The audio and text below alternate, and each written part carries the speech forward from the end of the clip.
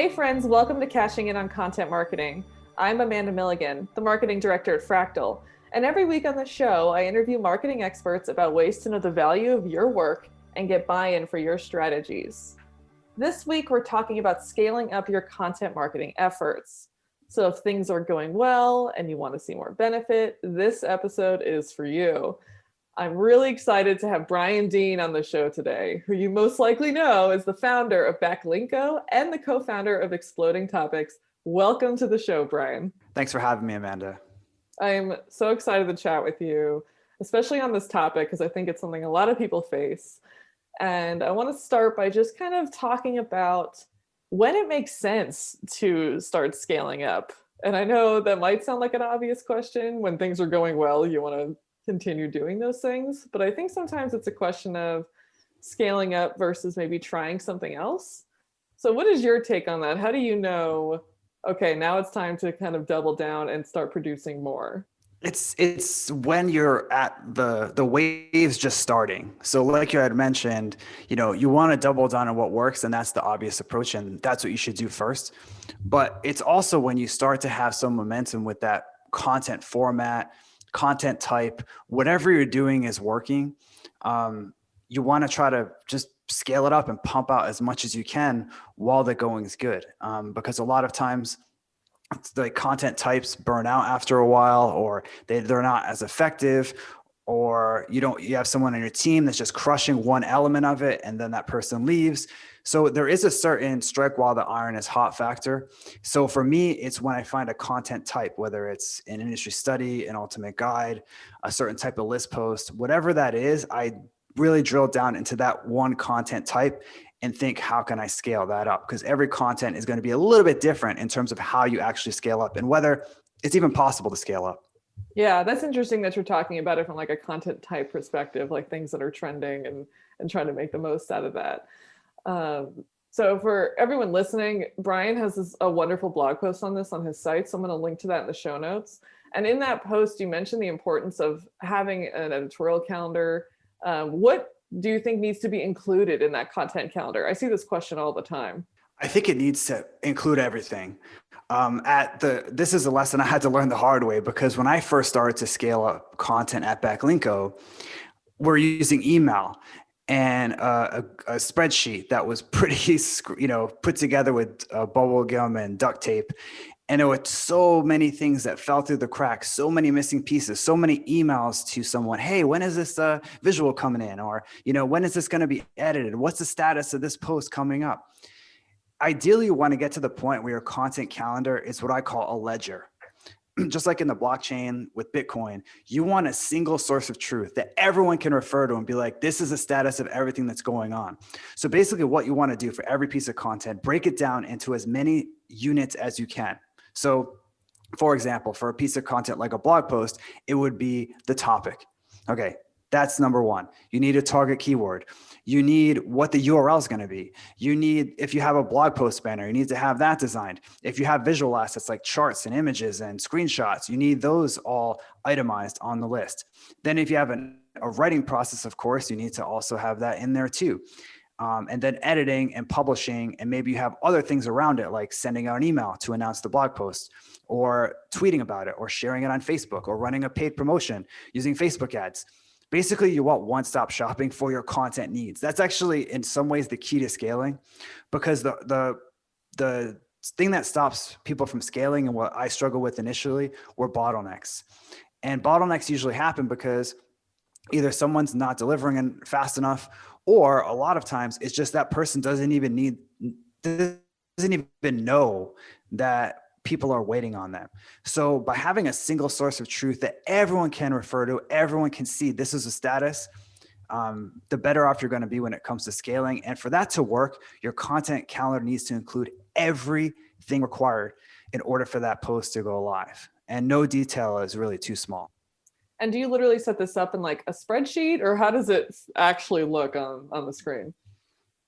We use Notion for it. And it's more or less a spreadsheet that is a little bit more interactive and easier to sort through. So for example, with Notion, you can have your content calendar. And then if you want to say, okay, I only want to look at blog posts that are published, you can click a button and you can see all those are published. I want to see only blog posts that are missing banners, so I can send a bunch of designers. You can do that. We need all the blog posts that haven't been edited yet, so I can send it to the editor. That's easier to sort through. So it's kind of like a spreadsheet, but it's much easier to drill down into the things you need, which is super important for scaling. I think if you're just starting out with content, Google Sheets is totally fine.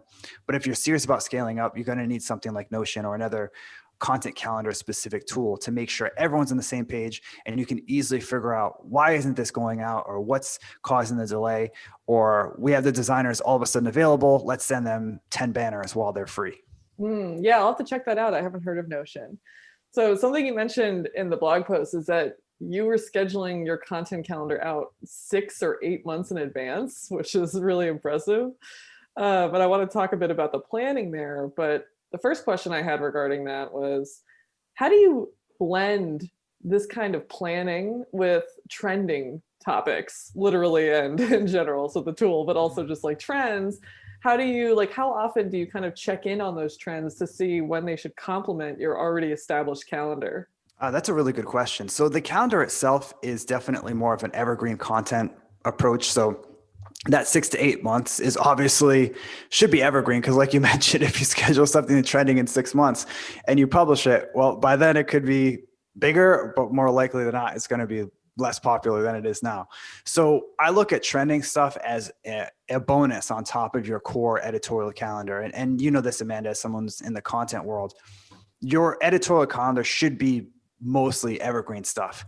So it's not like you're missing out on this huge opportunity by publishing mostly evergreen content. So what I do is I keep an eye out for a trend.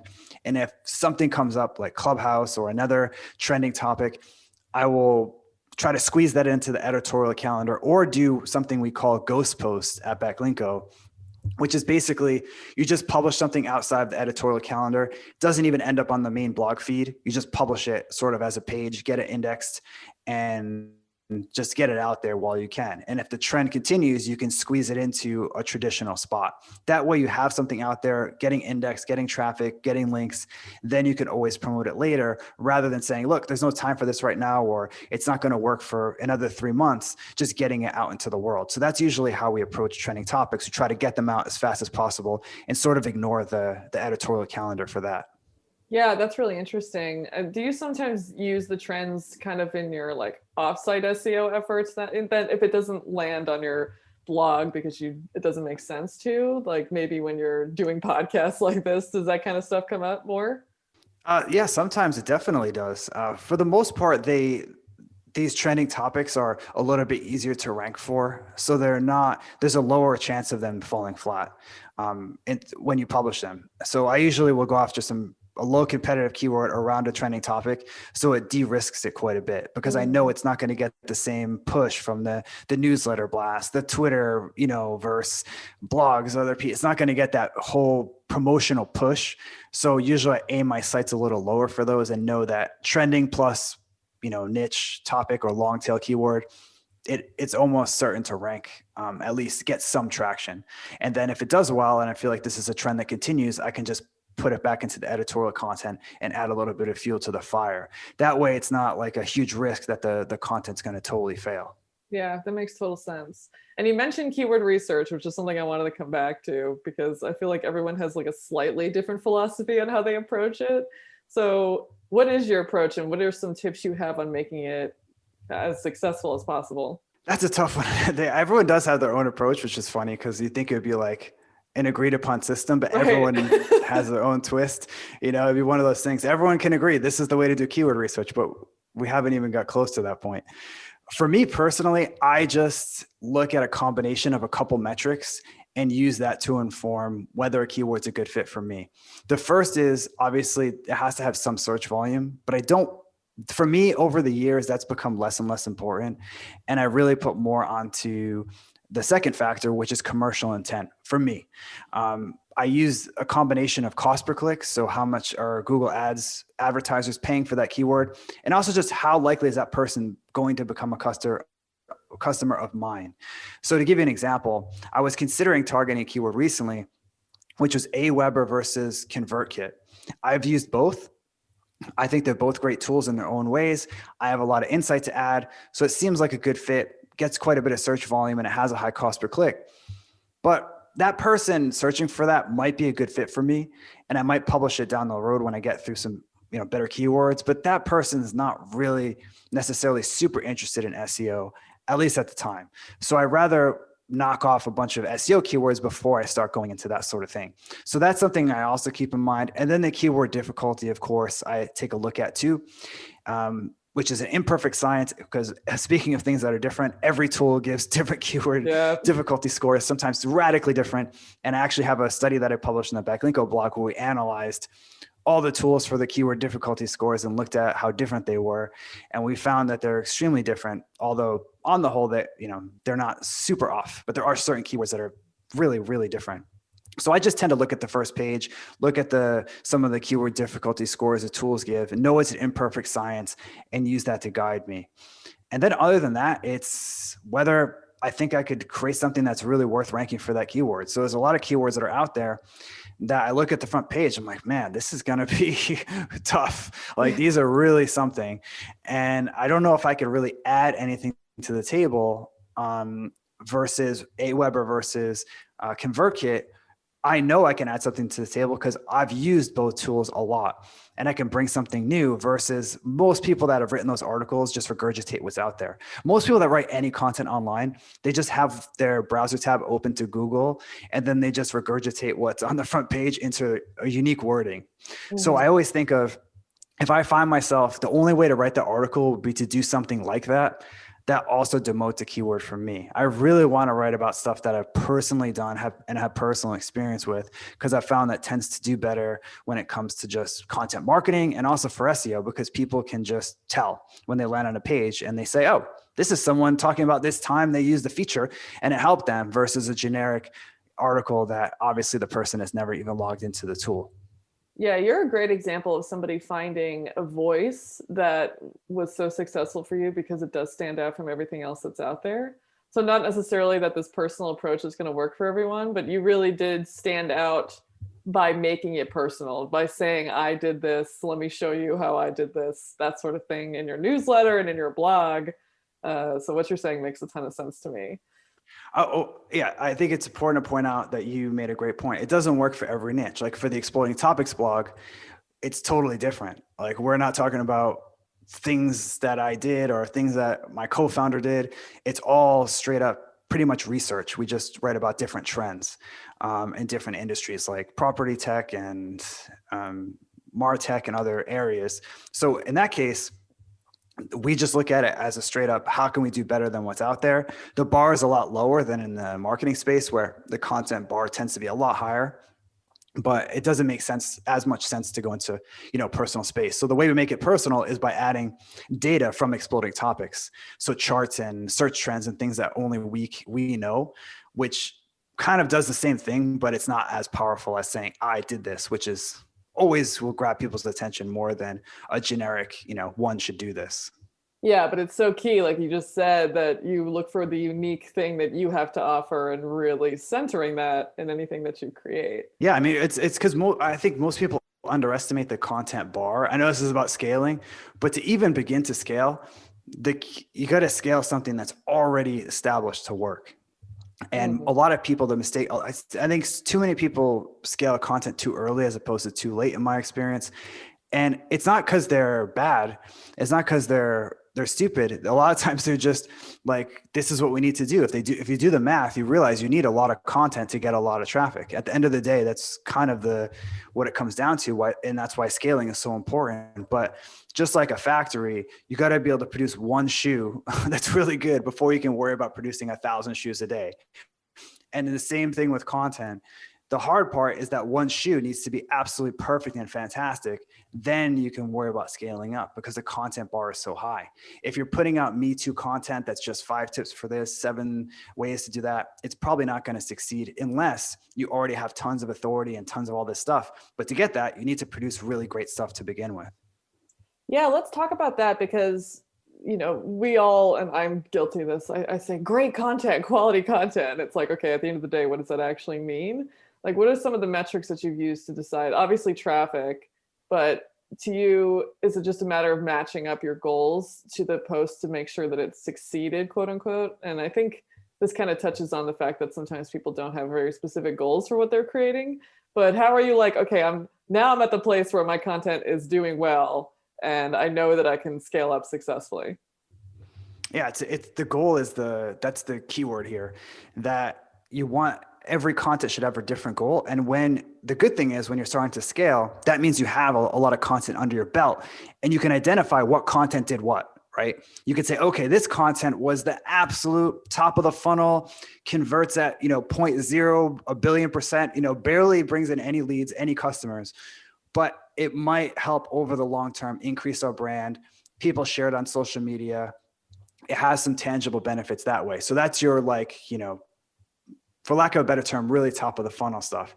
Then you're like, we have this other content that's much more specific, like maybe our brand alternatives or X versus Y.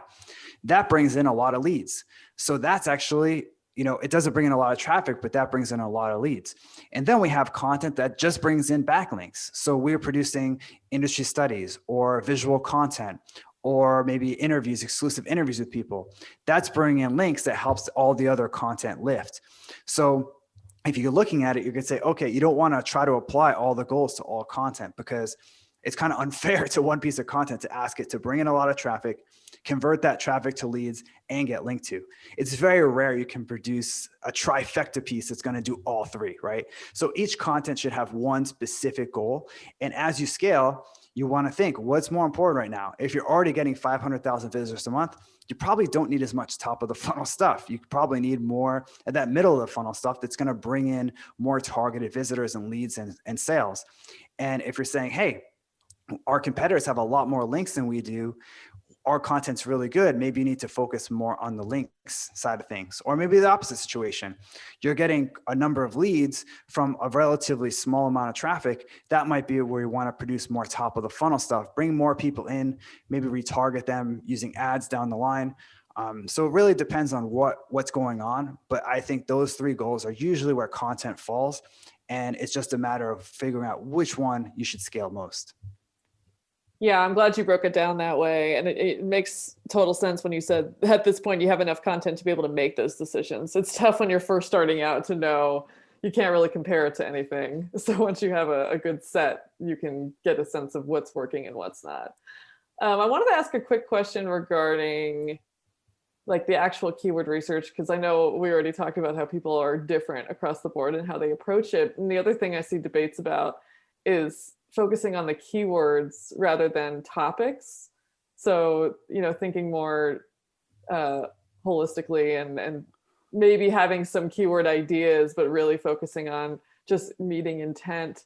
To what extent do you go for the actual keywords? Is that part of your calendar where you have like a target keyword and secondary keywords, or is it just like, here's a topic we want to cover and we're just going to go for it? No, I'm pretty old school. I'm a keyword guy. I still think there's a lot of value in targeting a keyword. And the reason I say that is because people don't search for topics, they search for keywords. People type a keyword into Google. And if you look at a given topic, there might be a way they phrase it that they use 50 or 100 times more than another way. So when in doubt, you might as well optimize a page around the phrasing that the person's using most of the time. And that's kind of how I go about it. And, Google is getting better at finding topics and, figuring out sentiment analysis and all that stuff.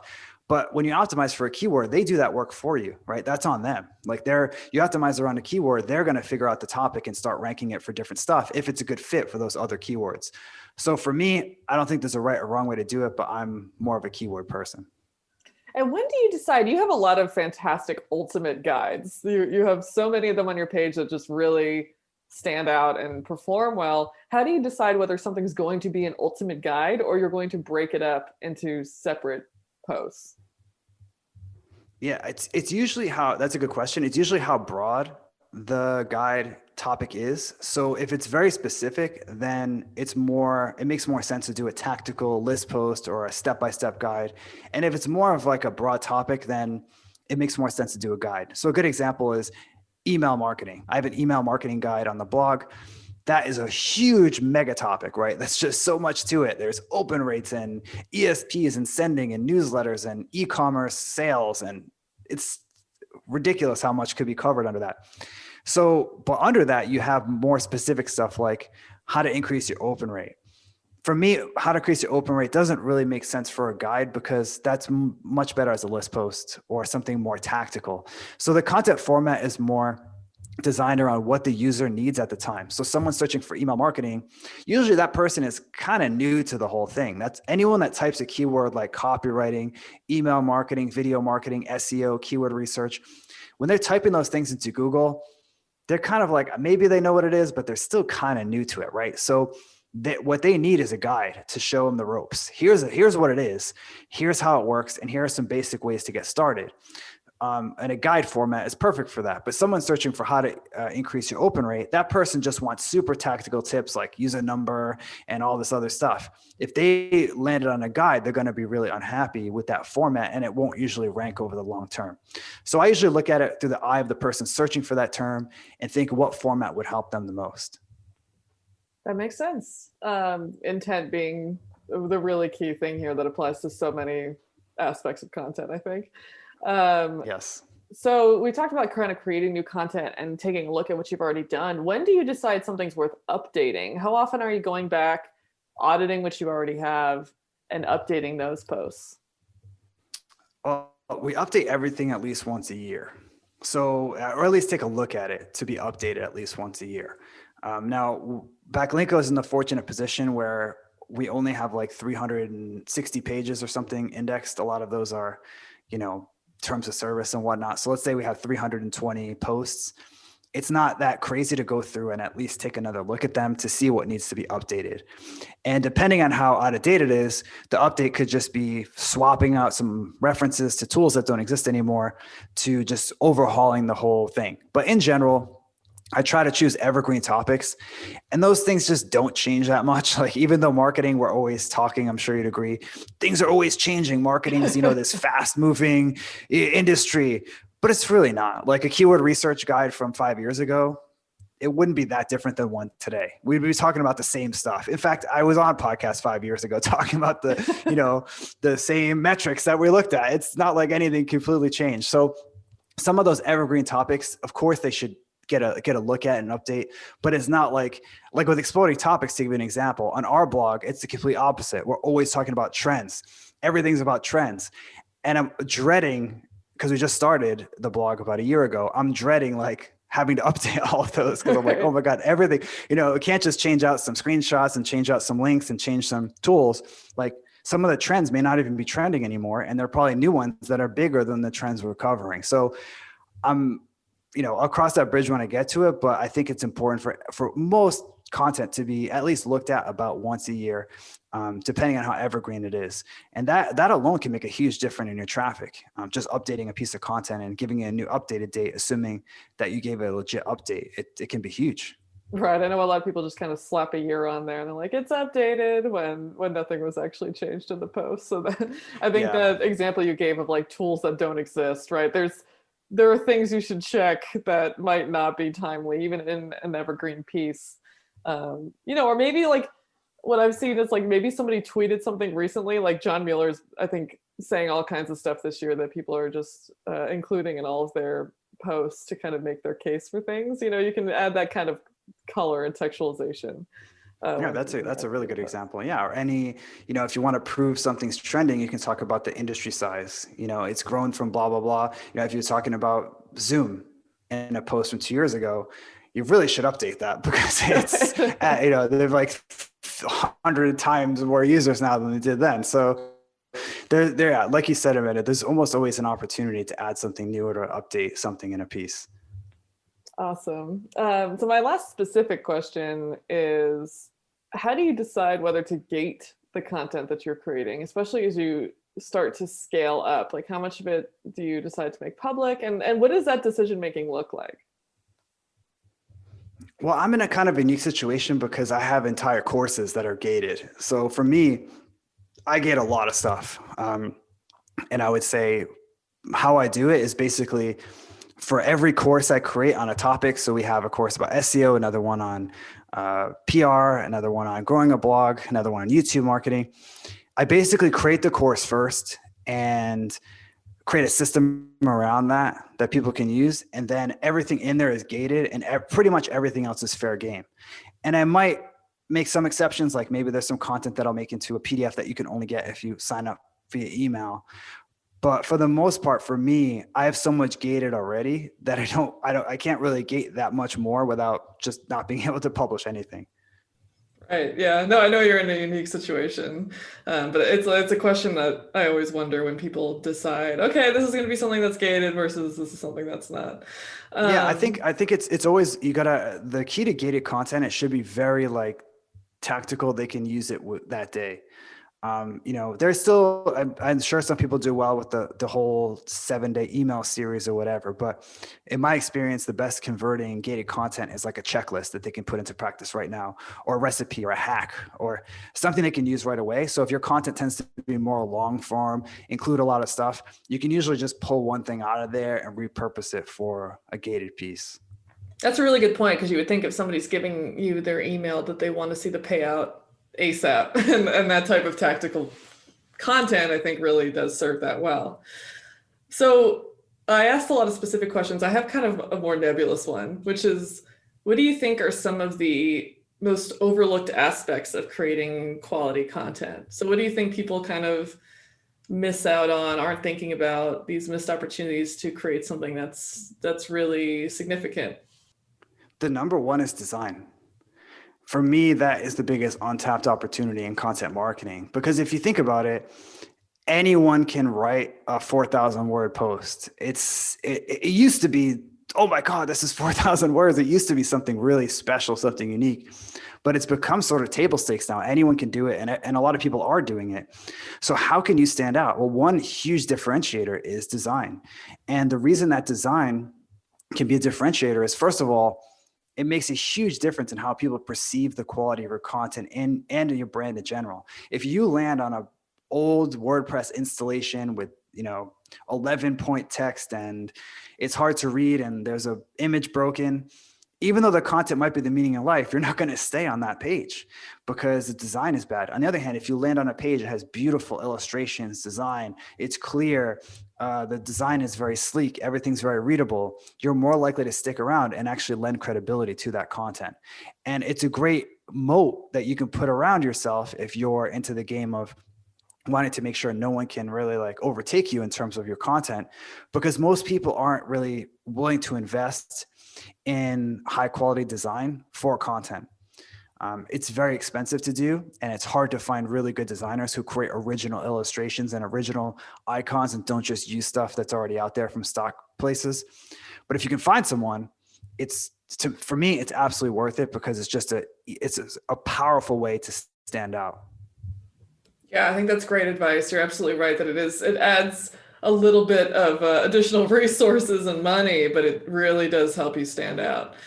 So, Brian, in 2021, I'm asking all of our guests on the show about something kind of unrelated to their topics that day, which is about creativity.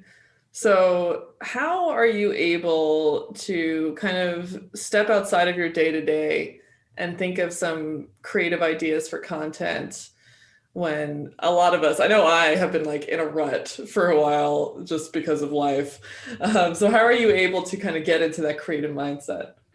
For me, going outside and playing tennis helps a lot. So that's one of the positives of 2020 was I started playing tennis again.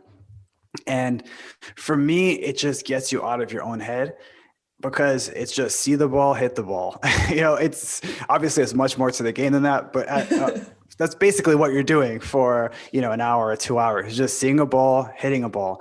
And it's impossible to do well with tennis and think of other stuff. So it helps you it's not even focusing. It just gets your mind off of content and links and all that stuff for a while. And then when you go back to it, you're more fresh and ready to actually be creative. Totally. I feel like I sometimes feel guilty leaving my desk, and then I realize when I've just gone for a walk or done anything else, I'm thinking so much better when I return to work. Exactly. Yeah, it's like when you're trying to think of someone's name that you saw in a movie. Right. The worst thing you could do is actually try to think about it. Exactly. So knowing the objective of the show, who would you recommend to be guests on future episodes? Do you know Mike King? No. Mike King is a really smart SEO pro in New York, and he gets content, quote unquote, gets content. So for me, he would be someone that I would reach out to. Awesome. Yeah, thank you for that Really recommendation. smart guy. Great. Thank you so much, Brian, for taking the time to share your experience with scaling content. I really appreciate you being on the show. No worries. Thanks for having me, Amanda. If you've listened to this and want even more tips, sign up for our podcast newsletter by going to the podcast page on the Fractal website. And if you've learned anything from this show, we'd love it if you'd subscribe on your favorite podcast platform and leave a review. Finally, if you have feedback, suggestions, ideas, gardening tips for beginners, or anything you'd like to share with me, shoot me an email at amanda@frac.tl. I'm a shameless extrovert who would love to hear from you. Thank you to Sean Kelly for podcast music and editing, and to Joao Pereira for the logo design. And thank you, dear listener. I hope you'll join us next time.